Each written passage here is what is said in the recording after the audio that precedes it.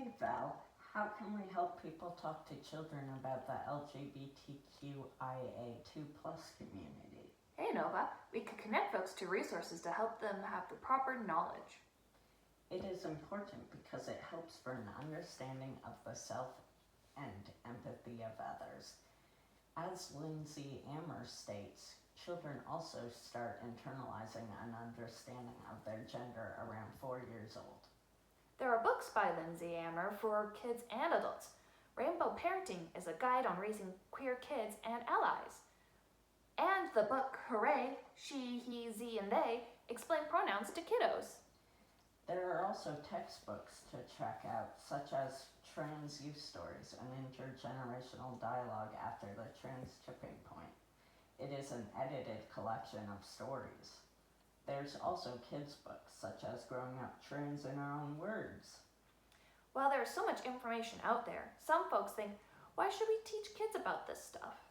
It is important because exposure to these topics can help children better understand who they could be. It also helps children have pride in their identity and for their peers to have empathy. As Christopher Wolfe in Growing Up Trans says, it can be really hurtful to hear someone misgender or misname you, and it's often hard to stand up for yourself. Sometimes it's easier to do it for someone else. If we teach children about different identities, they can stand up for their peers when they are bullied. But some people think that children just need to be children.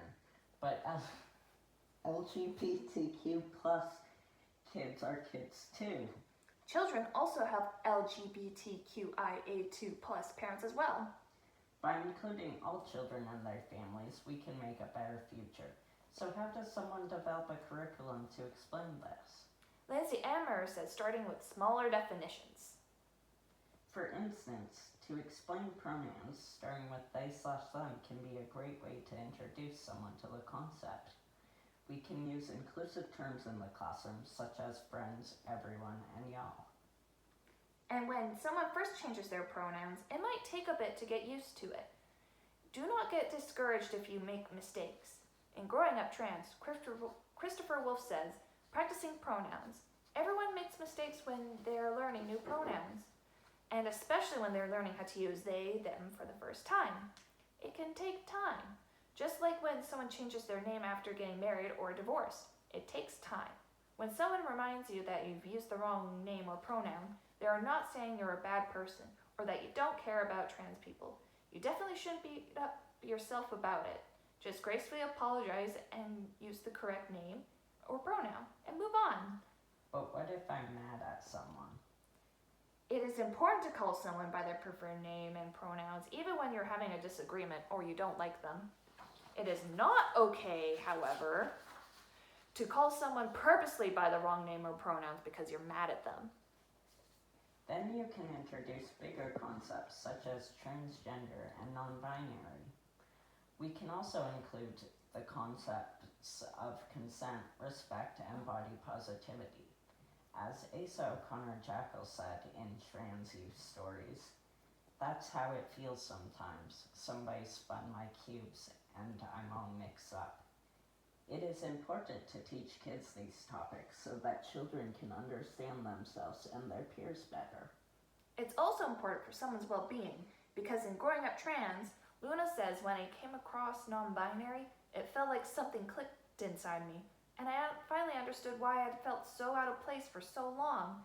All of a sudden, I was part of something so unique and wonderful, while also finding a piece of my identity jigsaw. In supporting queer people, it is important that they know they are loved and belong in the community, which plays an important role in their mental health. Queer Kid Stuff by Lindsay Ammer also has developed worksheets to help solidify concepts of gender and pronouns. Also remember to go to your local library to find additional resources. We hope that we have introduced a jumping point in finding information and getting the tools in supporting the LGBTQIA2 plus community.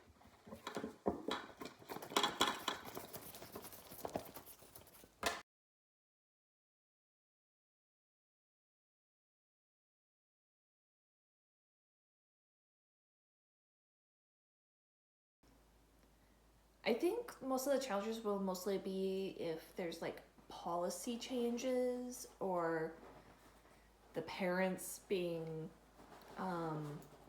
not super supportive. Yeah.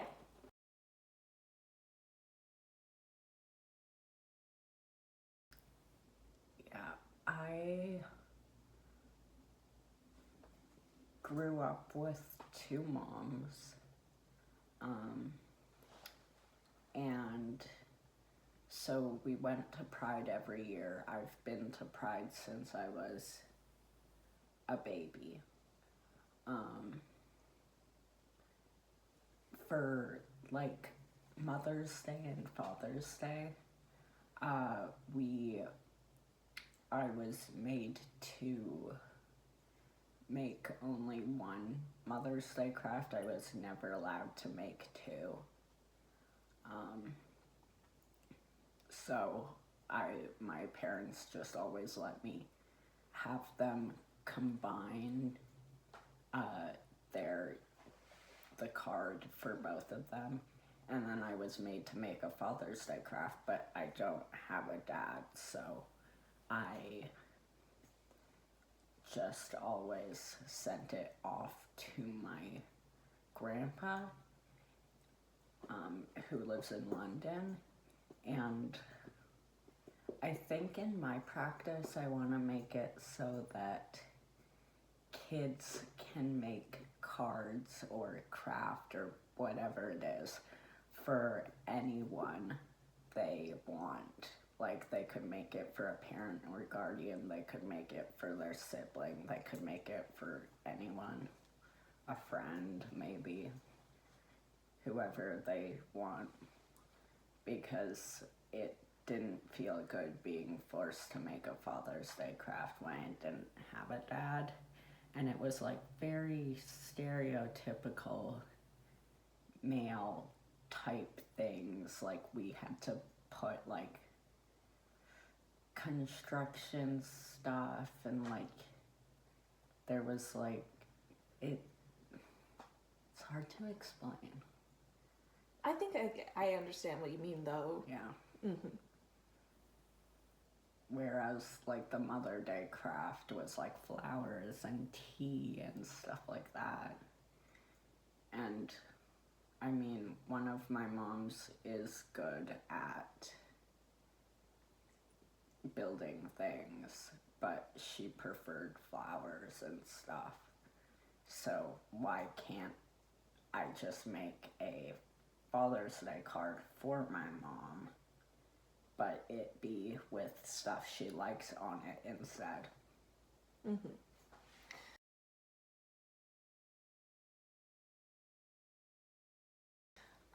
For me, I didn't have any exposure to much queer things in general, so it took me a really long time to figure out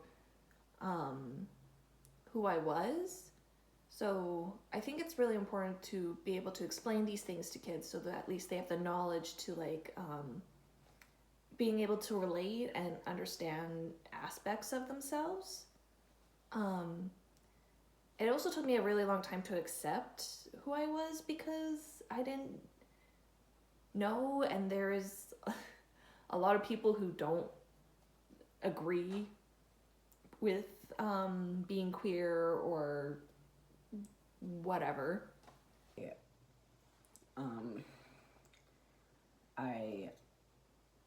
Like how we talked in our puppet show about like how Lindsay Ammer stated that children are, they understand their gender, I think, by 4 years old. Yeah. Like, when I was in kindergarten, I realized that I was more into liking girls, and also when I grew up, I was very exposed to queer concepts because I lived in a queer family.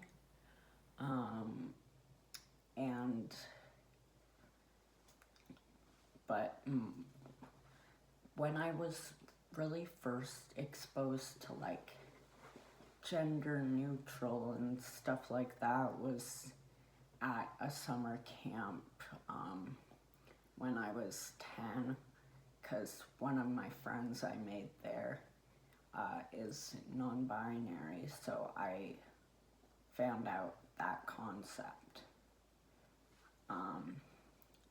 But before that, like when I was in grade 4, I told my parents that I felt more like a boy, and they didn't really understand. And then I came out as trans when in grade 7, to my class first and then my family. And my label has changed over time, but now I'm genderqueer.